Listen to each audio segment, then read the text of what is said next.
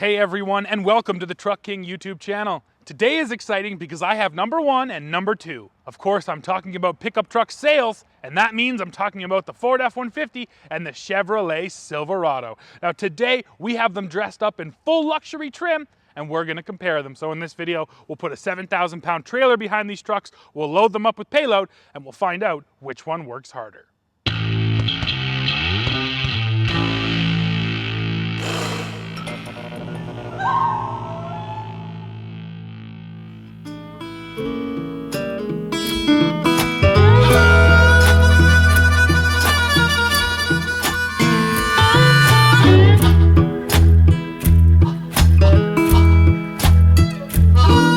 Down in Louisiana, where the tall, tall pine trees grow, they'll live. Let's start this one with the walk around. So today's F-150 is powered by the 3.5 liter EcoBoost engine, which now makes 400 pound-feet of torque and 500 horsepower. And no, this is not the hybrid, this is just the regular turbo, and it sends all that power through a 10-speed automatic. Now for 2021, the F-150 was fully restyled. I think Ford did a good job. I think it looks nice, but sitting next to the Chevy, I'm not sure which one looks better. I'm struggling, so I'm gonna ask you guys once again, here they are. Tell me, which one of these two trucks looks better? Now the Ford we have today is the Platinum model, so this thing is fully loaded. That's why you're getting all the chrome up there. Plus we have the FX4 package, so we do get a set of hand-cooked Dynapro all-terrain tires. One other thing I want to show you, there is a set of powered running boards here, and Ford has actually put a kick switch down at the bottom, so you're able to boot that switch properly, and this drops out. And the other thing Ford does, it extends back here, just overlapping the bed, so I'm able to hop up there and actually access things in the bed. Looking at our Silverado today, we have the 3 liter inline-6 Duramax diesel. This engine makes 277 horsepower. That's quite a ways down on the Ford, but 460 pound-feet of torque. So it does make more torque, and all of that is sent through a 10-speed automatic. Now, just a quick note here. I know you're probably saying, why don't you have the 6.2 V8? That would be a better comparison, and you're absolutely right, or a diesel in the Ford. We don't get to pick the trucks we test all the time. The manufacturers offer them to us, and we're gonna take what we can get. That's why this isn't a straight up comparo, but these are both luxury trucks. They're basically priced the same, so we need to look at whether this diesel is better than that gas over there. Now let's keep on rolling back. This is a high country, so this thing is fully loaded. You're getting all the chrome up there in the grille, those little gold accents, and a set of 22-inch wheels. The Ford over there only has a set of puny 20s, so that is pretty nice. Now here on the high country, we also get a powered running board. There is a kickstep on it, it's just on the back. And see, what Chevy does different than Ford is its step actually comes rearward so that I can also step up here and get into my bed. That is convenient. Unlike the Ford that's underneath, that's where I was looking for it. This one is just on the back. So they both have those pretty neat powered running boards. All right, folks, and now it is time for a brand new trucking segment, Tailgate Races. We're going on 3, Dad. Ready? 1, 2, 3. Oh, Chevy takes it. That Ford takes quite a beat there to get going. However, your truck can do that. Does yours go up? No.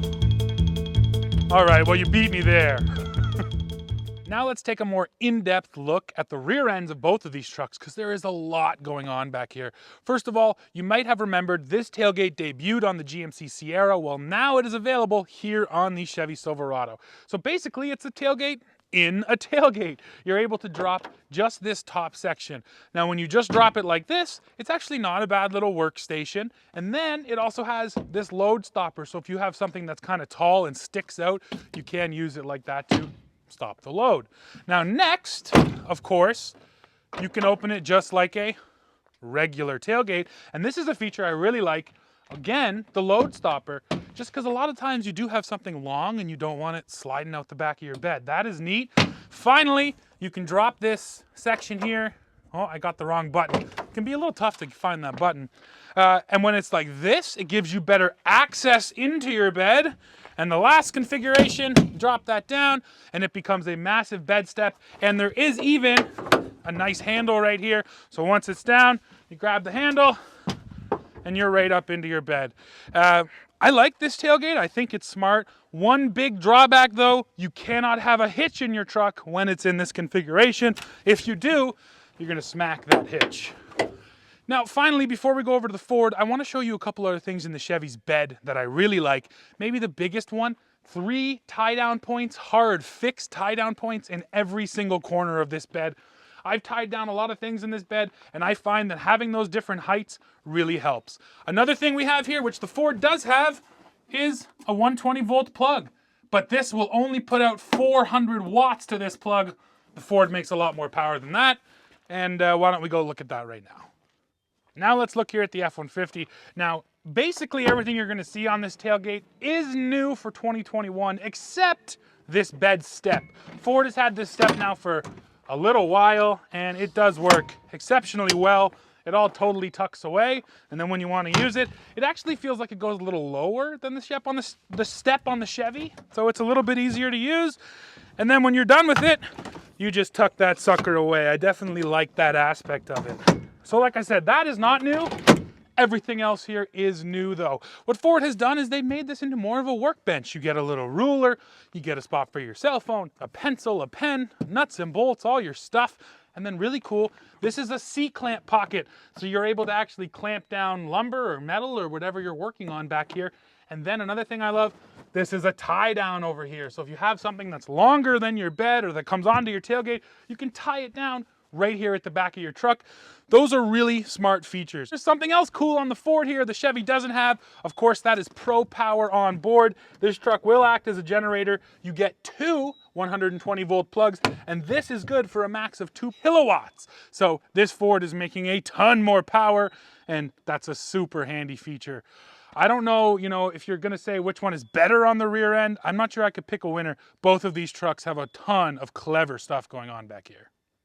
Now let's talk towing and payload. Here on the Silverado, Chevy has the handy dandy door jamb sticker, which tells you all of your capacities. You can see a close-up of it right here, and it tells us that this truck is good for 9,000 pounds of towing. It also tells us it has a payload of 1,389 pounds. What about the Ford here? Well, the payload on this truck is 1,461 pounds, so that is better than the Chevy. And how about towing? Well, we have to give kudos to Ford because they finally have caught up to the competition, and they now have a VIN lookup tool. So you can go on their website, plug in your VIN, and it will show you your exact towing numbers, and that's what I'm going to show you right now for this truck. Now it is time for the first interruption in this video, and you'll understand what I mean in just a little bit. So the Ford VIN lookup tool that I referenced on camera, I thought it was still live when I said that, but then when I got back here to my desk and started editing, I went to go look for the tool and it was gone. I went to a bunch of different websites which had run news articles, and despite them all having links to the tool, I could not find it. So I reached out to Ford and I got an official answer from them. Yes, the tool was taken down, and here's what Ford had to say. We were testing a towing payload calculator located within the Ford Fleet Live website. These tools were initially designed to be piloted to a small group of Ford commercial customers for a set time frame. Ford is now in the process of assessing the feedback and developing a comprehensive strategy to make this type of information available to all consumers in the future. So no, that Ford VIN lookup tool doesn't exist. Now in place of that, what Ford has is what they will call towing charts. I will show you them right here. And the towing charts do a pretty good job because you can break down engine, rear end, and then different packages. It gives you all of that information so you can find out what your towing and payload numbers are. But now let me show you the real world issue, especially with payload. If we scroll down here, you're gonna see it says maximum payload right there. And once you scroll down, we'll find the 3.5 EcoBoost V6, just like we had. We had a 4x4 with the 145.4 inch wheelbase, and it lists the payload at 2,100 pounds on this chart. But then in the real world, when you actually go look at the truck, it's just 1,400 pounds. And that is the problem. all of the numbers in this chart are based on the lowest trim level truck. At least that's my understanding. It might be based on a little bit of content, but I can definitely tell you it is not based on having a fully loaded truck with all of the options. Once you get up into that platinum trim, there's so much added onto this truck that takes away from that 2100 max payload number. Now, I always consult that door jamb sticker. That's really the true payload of your vehicle. But if you just look at the website, at the charts, you're not going to know that. So hopefully this Ford VIN lookup tool comes back sometime soon. So now it is time for our squat test. And before I actually measure, I just want to talk about it for a quick second. A lot of people have said, well, more squat is not always a bad thing. And that is true. And what we have actually found is that with 1,000 pounds in the bed, the majority of trucks squat 2 inches, and that's pretty much perfect. Usually the rake on a truck is about 1 inch or 2, so 2 inches of squat means it's gonna be relatively flat. That's actually the bar we kind of work off now. If you're squatting more than 2 inches, that's not great. If you're squatting less, I expect that truck to be a little bit stiffer. So that gives you a bit more of an insight into how to look at these numbers. It's not a straight up, one is better than the other. And now it's time to measure these 2 trucks. We'll start over here with the Silverado. So, we go center to the tire, and that's a nice even 36 inches, 3 feet. 36 inches, 3 feet here on the Silverado. Now F-150. And of course, this is not even ground, so it won't be the exact same numbers, but once we take the weight out, we'll be able to see how much it was squatting, and that is absolutely comparable. So coming up on the F-150, you're talking about 38 1/4 inches. 38 1/4 inches. And now Dad will peel the weight off the back, and we'll see how much they were squatting.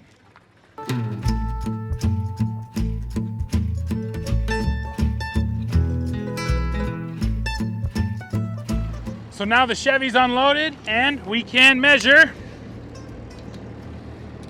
So remember, this was 3 feet, 36 inches, and bingo, it's right at 38 inches. So once again, we have a truck that was squatting 2 inches. Let's get the barrels off the Ford now.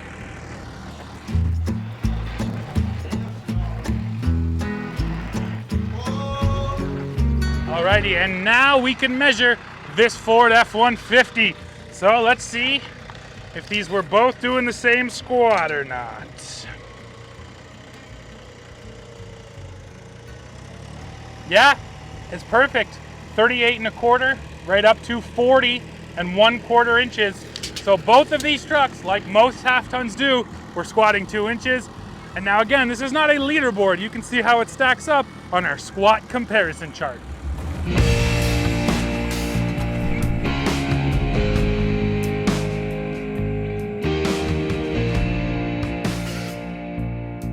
And now we interrupt your regularly scheduled review for this.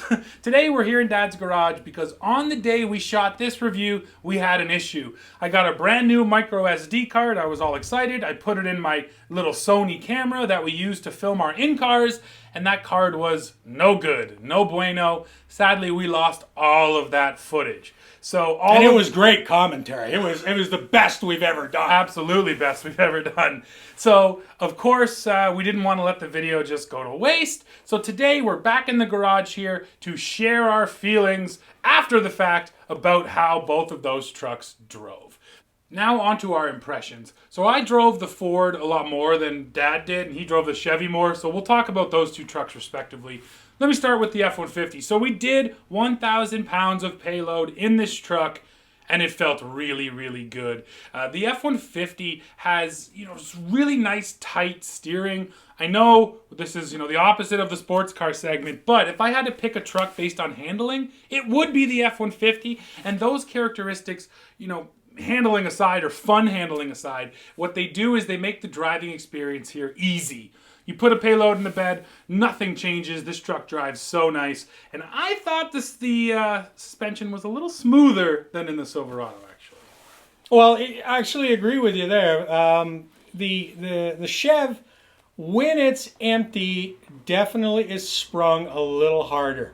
you're definitely getting a little more feedback from the road. And when I say a little, I do mean a little. The differences between one and the other are incremental. Right. This is, I think Steve has said it before, this is a game of inches, not yards. However, when we put the payload on the Chevy, it's smoothed right out as well. So, and the other thing with both of these trucks, and the Chevy in particular, the one thing I noticed, because of course diesel is even to this day is equated with more engine noise, is that truck is so quiet, and the engine itself, the vibration, any harshness, noise, it doesn't exist. I mean, really doesn't exist. To the point where I would bet someone that if they didn't know what was under the hood, they'd get in, it would take them at least a half an hour to figure out that it was a diesel engine. So, considering how quiet these cabins are now, as well as the power plants, these trucks are incredibly similar in terms of how comfortable they are. Now, we also went out there and we put a 7,000-pound trailer on the back of both of these trucks. And most of those driving characteristics really carried over in terms of the Ford being just a tick smoother than the Chevy. Both of them handled the trailer great, though. And I do want to talk more about that powertrain. The EcoBoost, 400 horsepower, 500 pound-feet of torque in this generation. The thing is an absolute monster. And the one key with the turbocharging is that the power comes on nice and low. Sure, you get a little turbo lag, but then when that EcoBoost hits, man, it's got enormous amounts of power.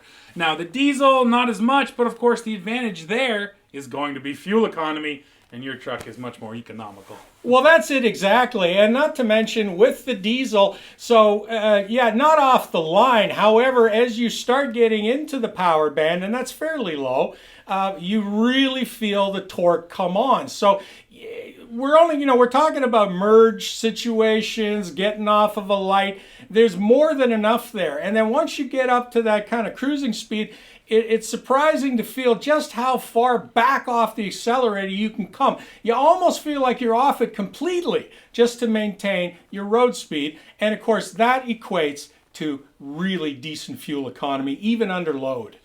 And you know what? That's a great segue into our 0 to 60 loaded times, so you can see how both of these trucks did. Well, folks, now it's time for our 0 to 60 run. We've got our 7,000 pounds on the back. We wait for our satellites, and come on, baby. Ready for the race, hit it.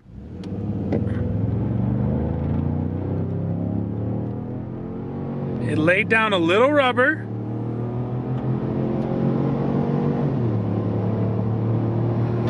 Come on. 100.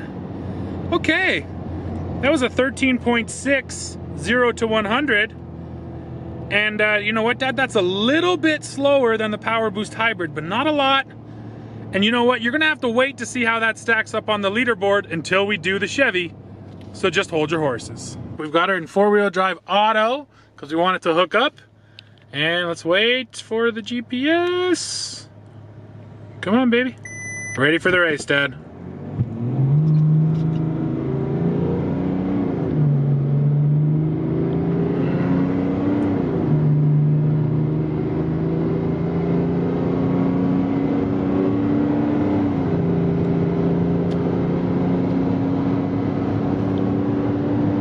There it is. Aha! Now we are at a 15.9. That looked like a clean run the whole way. And now you can see how both these trucks stack up on the leaderboard.